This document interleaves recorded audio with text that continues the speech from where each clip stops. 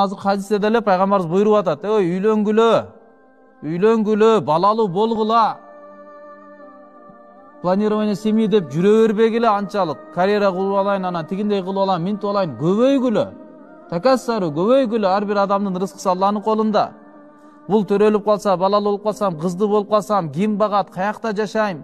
Бир бөлмөлүү үйүң болсо, бир балалуу бол, эки бөлмөлүү болсо, эки балалуу бол. Эмес, ар биринин рызкысы Алланын колунда. Өз балаңарды ачкачылыктан коркуп өлтүрбөгүлө дейт Алла Куранда. Yani төрөлүп калса эмне болот экен, кандай? Анын рызкысы биздин жоопкерчилигибизде. Биз силерге дагы, аларга да биз рызкы беребиз дейт Алла Таала. Алардын маселеси эмес, өзүңөрдүн деле рызкыңарды биз берип атабыз. Аларды багып кантемин деп ойлонбогу болот. Албетте адам баласы даярданыш керек. Колдон келген аракетти кылуу керек. Бирок негиз эле эчтеке жок экен менде деп үйлөнбөстөн күнөөгө дуушар болуп жүрө бергенде жакшы.